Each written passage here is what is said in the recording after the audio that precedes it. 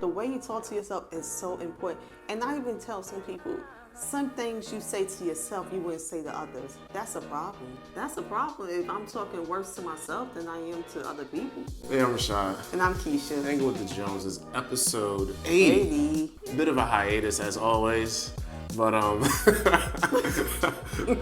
we're back, I guess. Well, at least for today, we're back. We're gonna try. I'm gonna try to be more consistent. There we go. I'm glad.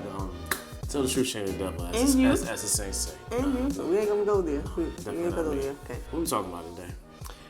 We're talking about what to do when you're in a tough time. I facilitate groups every other Thursday for women who are experiencing domestic violence. And one of the things we talked about is, well, I feel like you can use anywhere, is what to do when times are tough. And one of it is remember that everything can and will change.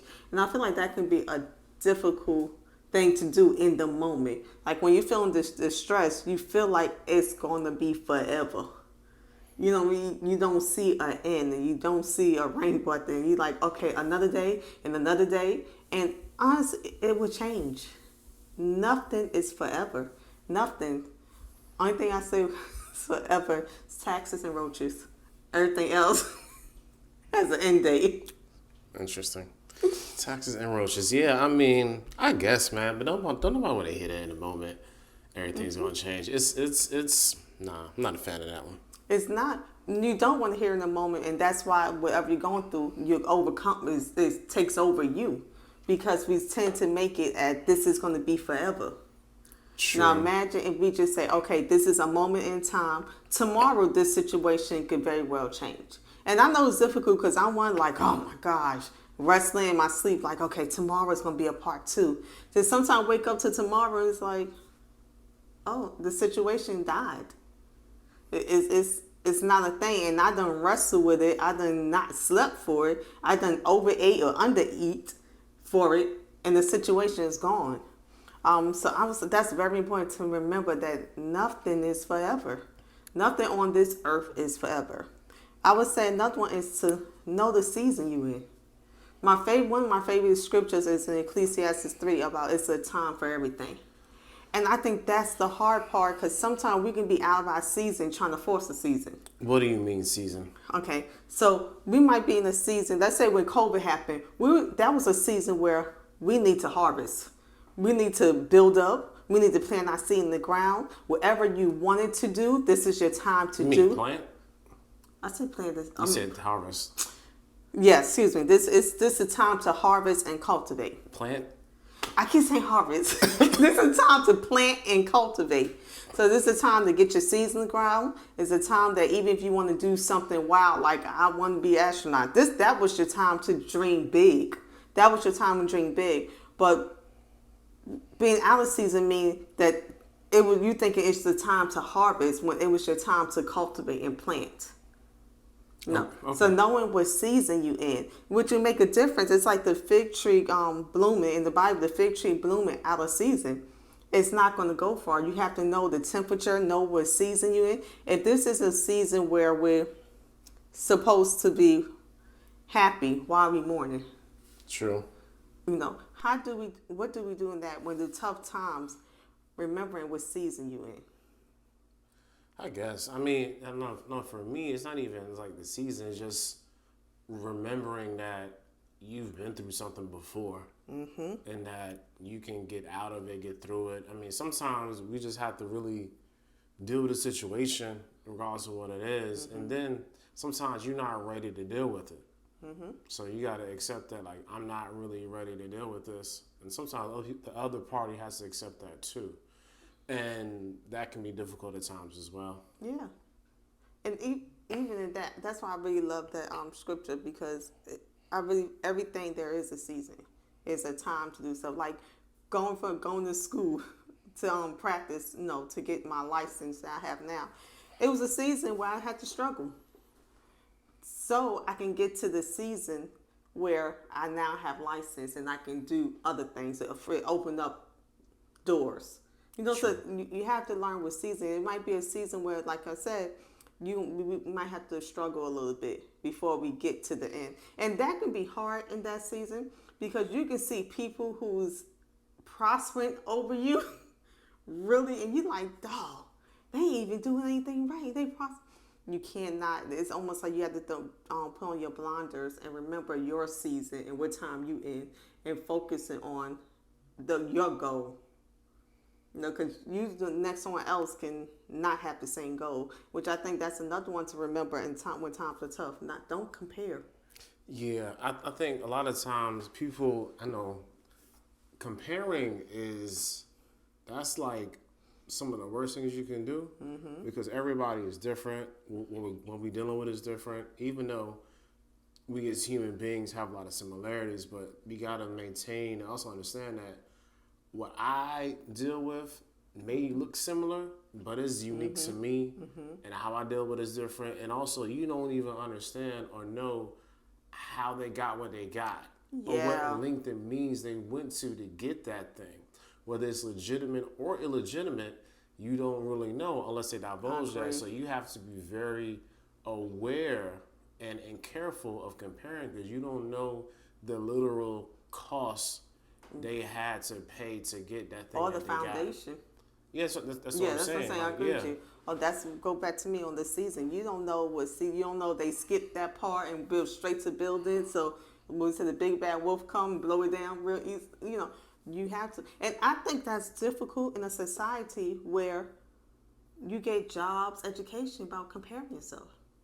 The whole rating of unit 5%, unit 10%, unit 3, that's comparison. Yeah, everything's an eval. Right. You got to make sure that you do this, you do that. Right. Where your numbers is at. So, yeah, I definitely feel you. So that's the thing, to retrain your mind that it's not, life is, even though if you've been to school, it's about comparing. And even employment, it's about comparing you and this person against this person. It's not about comparison. I'm a strong believer is that you will reap your harvest in due time. Sometimes like dag, when's the time? But I am a strong believer. And once they get here, you're like, oh, that connected that to that. You know what I mean? Like you can see the connection. But I would say it's hard to try not to focus or compare yourself to anyone else, because that can throw you off your track. And sometimes even looking at certain gifts people have, the struggle or the challenges they had to go through to develop that gift, I'm like, nah, they got it.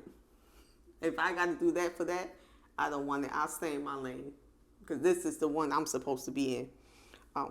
Yeah, that's true. And that kind of leads into another one we'll talk about is being kind to yourself is like the best medicine. Being kind. And that's a big one. Yeah, because everybody's their own worst critic.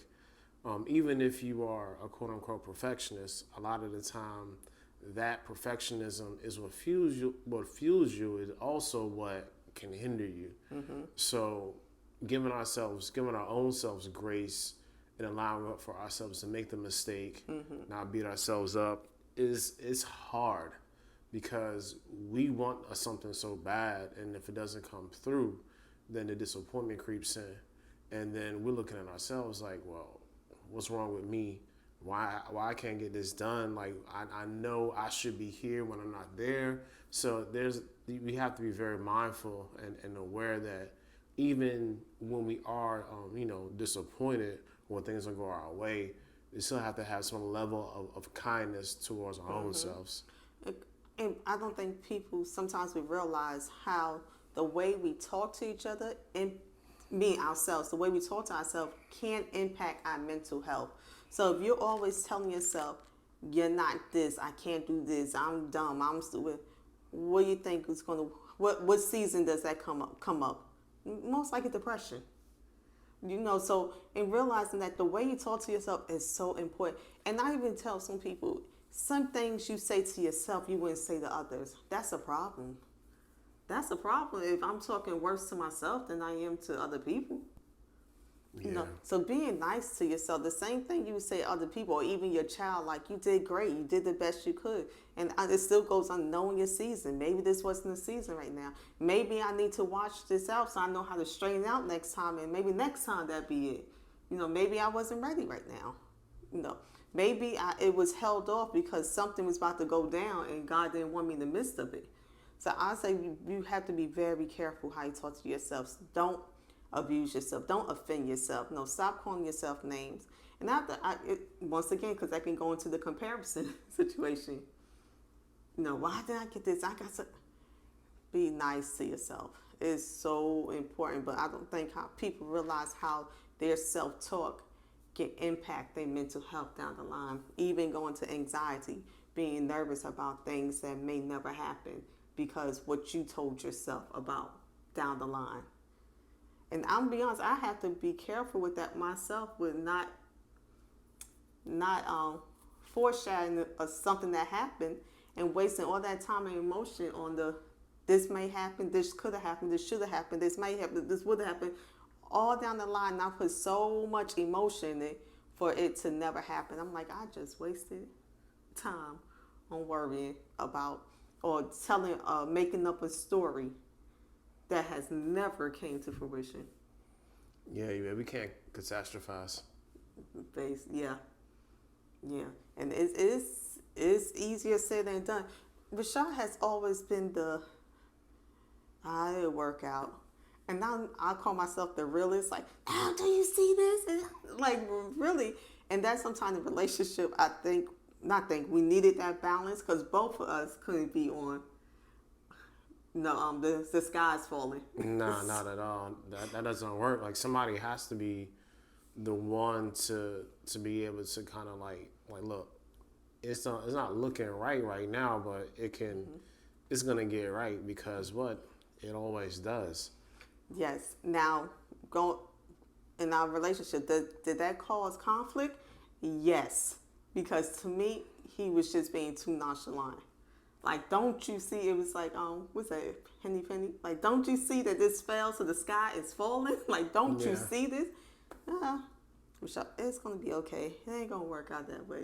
But I honestly can say, I believe that whatever, and I believe it's Desmond Tutu that said it.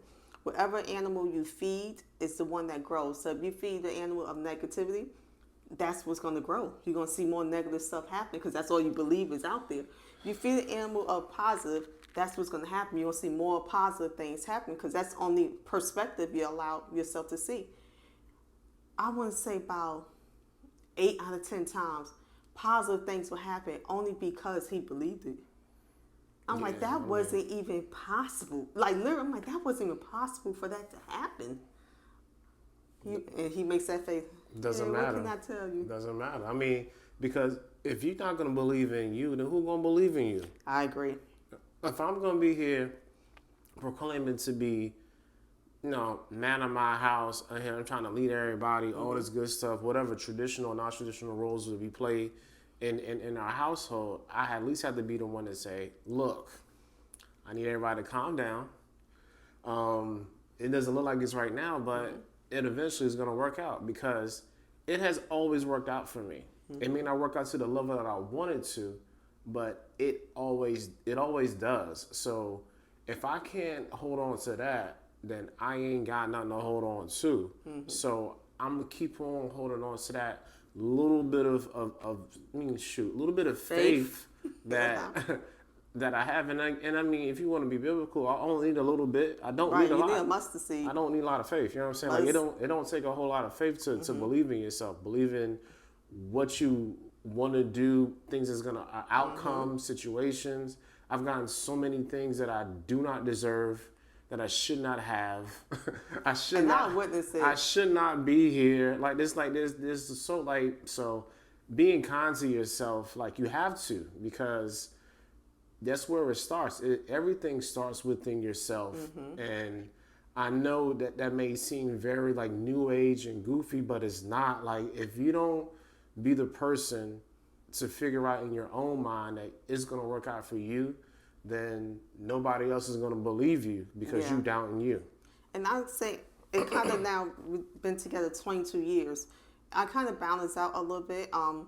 If I see him getting nervous or like concerned about something, I'm like, oh, we in something now if he concerned, because he's so nonchalant. But also, it's been times where you might be concerned. I'm like, it ain't gonna happen that way. So I think he taught me how to be a little bit less of a frantic ward, to calm down a little bit. And would you say I gave you a little bit like, because everything, even though you can be nonchalant, like you can be nonchalant, but I need to still see some activity.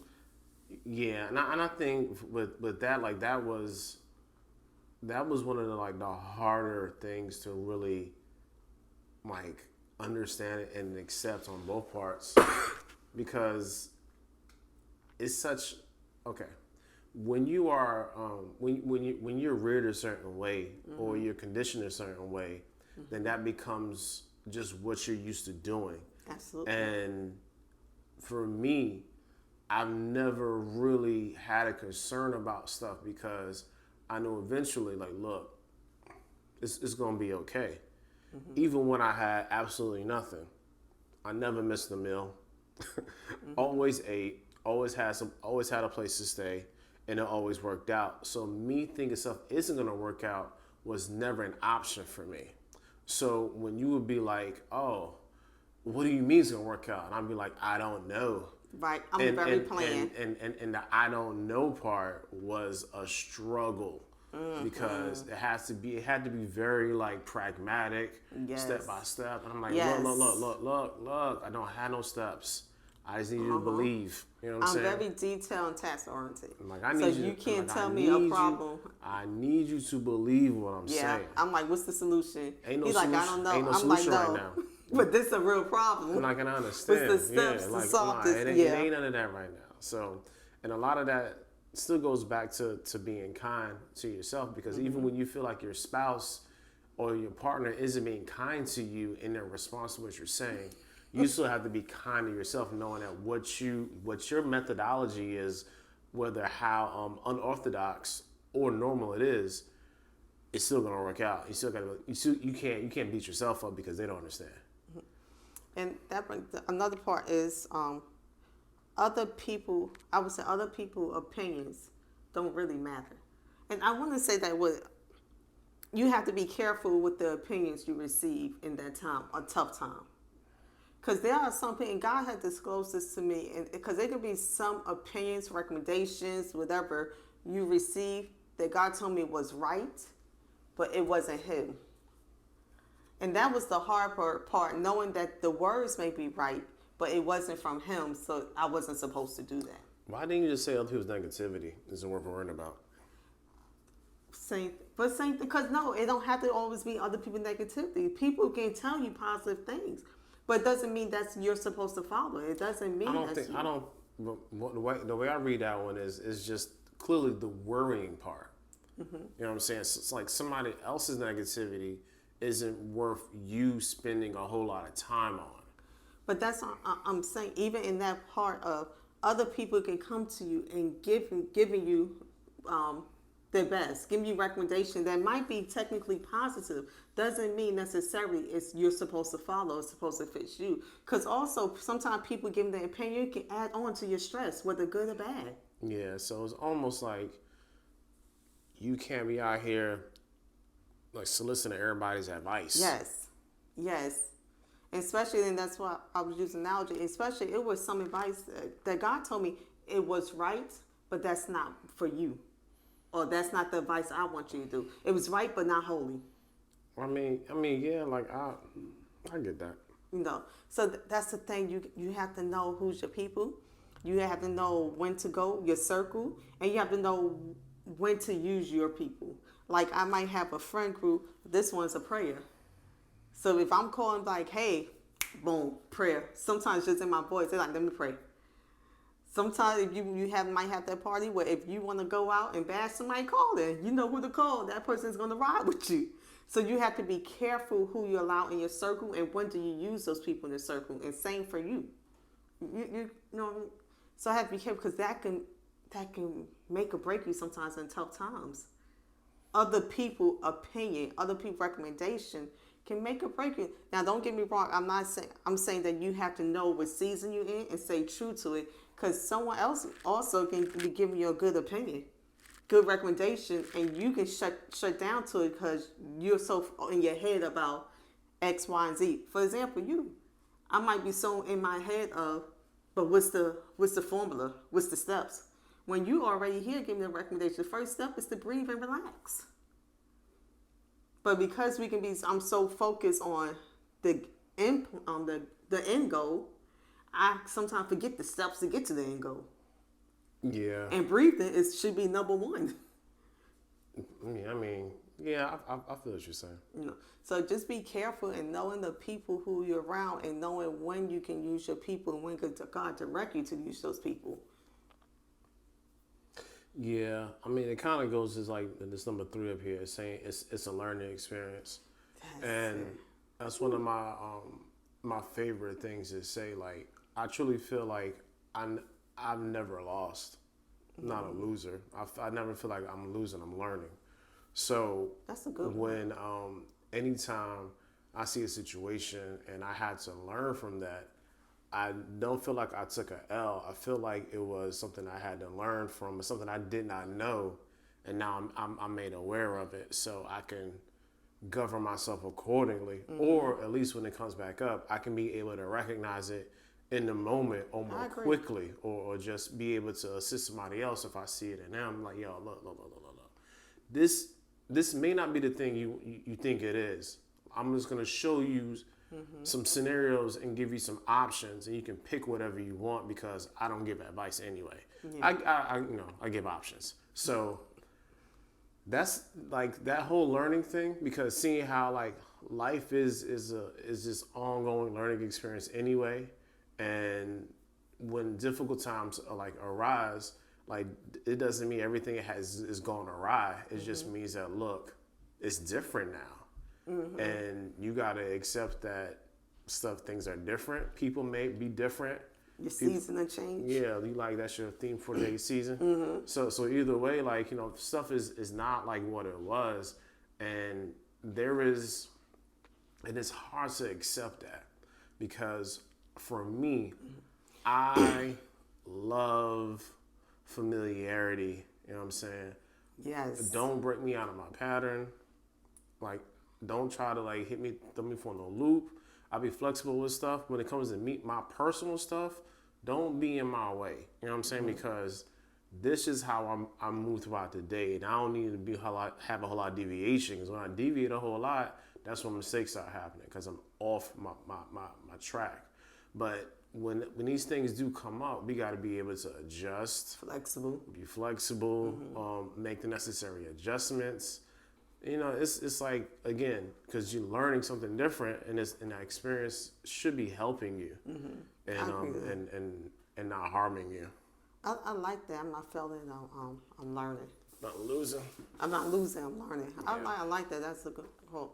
And then you've seen that most things we talk about, we're doing the upswing, the positive part, because sometimes when we feel down, we only think about the negative. But if there's a negative, there has to be a positive.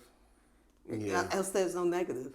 So it has to. So what happens if we change our minds to, okay, I'm gonna focus on the positive only. I'm gonna focus on the rainbow as opposed to the storm last week.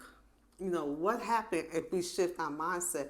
And that's just the great thing about, we have that option to change our mindset. And I believe my philosophy is a lot of that stuff, especially if you have tough times and maybe even going through depression or anxiety or any mental health or just feeling sad. A lot of times I'm like, we didn't come into the world like that. Yeah. When you see an infant, you don't see a sad infant. An infant coming there happy, but through our life experiences, life taught us to be hard. We can teach ourselves not to be. Yeah. We can teach ourselves that there is a rainbow, there is a good side. Not everything bad happens. If there's something bad, the good is happening. A lot of times we focus on the bad because sometimes we catastrophize the bad. No, or the bad is just so, it's so tangible. It's like right there.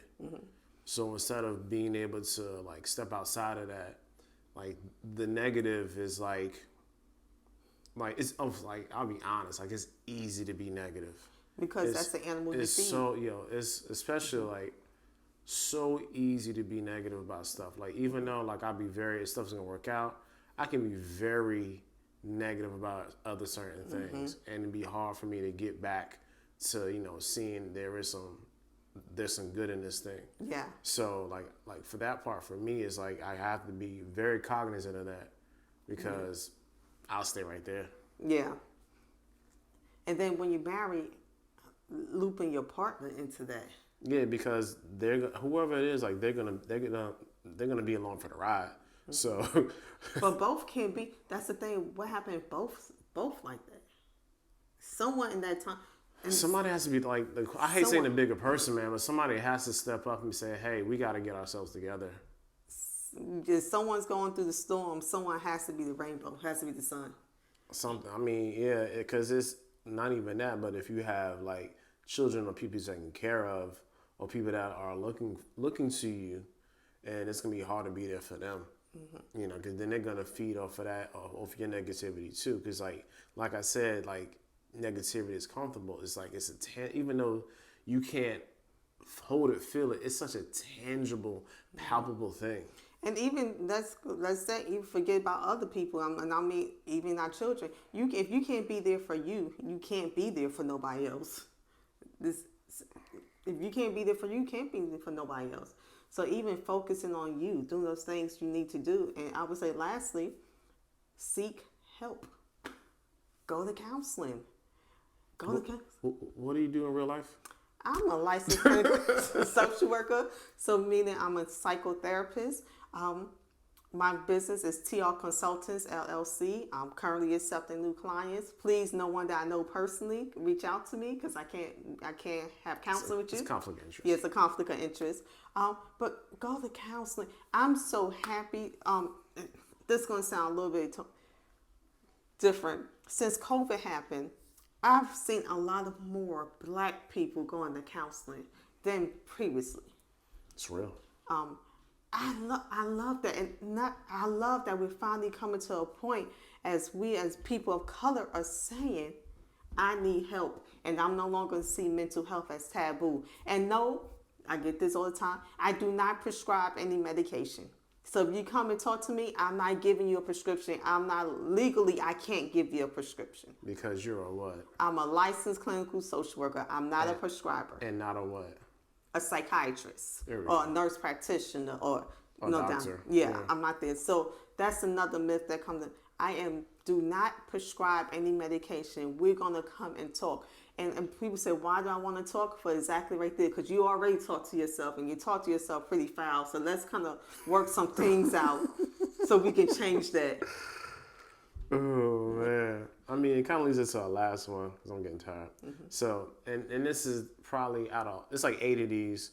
I try to put this in the notes or whatever. Well, we went for the show. But like we did, I did one, I didn't even say it, but I did overcome challenges before. Talked about that, our experience. But yeah, the number one problem for me is to allow yourself to have fun.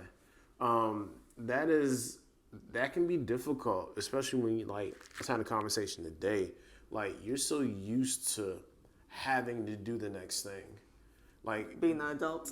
I mean, not even that. Just like even as a kid, like you are so especially how I was reared. I was so focused on you did one thing, cool. What is the next thing? And then after that, what's the next thing? And then you fall into this pattern of I have to keep moving. And there is no time to stop to celebrate. You may get a couple of hours or whatever, but after that, it's like, all right, y'all. Time to keep it moving. And this is the difference for me. As a child, I was allowed to do whatever. I didn't have to plan for the next day. So I did a lot of foolish things. It's like me and my sister, cuz we talk about remember when we did that? I can't believe. And we sit here and laugh now because we were able to do a lot of things. And even in being in our silliness, it helped us get through those tough times. Sometimes we just call each other and just laugh. And something with all my friends, our dynamics is weird. Like, we use joke and humor. Sometimes just call and laugh. Being a kid, the word got it right was about being a kid. If we can model ourselves after children, young, they got it all right. They don't worry about anything. They playing, they having fun. And when they get tired, you know, they don't worry about anything. So I love that. I definitely love that play, have fun. Even right now, sometimes I do some silly stuff like, why did you do it? It's like, why not? No, but nothing dangerous or anything like that. Like I might out of nowhere just break out and dance. It's like, what? Right, Rashad? And sometimes just like in the what's place I break out and dance that really embarrass you? Oh no. So many. Yeah. What I'm trying to think of when I break out. Sometimes just going shopping, I just start dancing. Yeah. And then all our children start dancing. He gets really embarrassed. It's like, why? People watching. So what? I don't know them. What'd you say about that? You wrap it up. I wrapped it up to this. Everybody go to counseling. No, but seriously, like I said, I'll put the other ones in the description for you guys. But yeah, make sure that to allow yourself to, one, actually feel the disappointment, because that's a big one. Yes. Like you can't run from it. Like don't push it away. You gotta feel your feelings, as the people say, and then and then allow yourself to actually positively deal with them. Go back. I would say 1, feel your feelings. 2, explore where those feelings are coming from. After you explore 3, enter those things, what we say coping skills, things to make you feel better. Yeah. To make it short. But you want me to wrap it up. But either way, I hope you guys have a great week. We'll see if we can be back in the near future. Anyway, make sure you subscribe to the thing. Don't please. Nobody says that anymore. The shade. Nobody says that. I don't. Well, I told you. Don't care what other people say. I say it. I say don't care. Always a day late, dollar short. Don't matter. I'm about to say. Oh yeah. Yeah. I don't know, man. Like, subscribing to this stuff, man. Yeah. Till next time.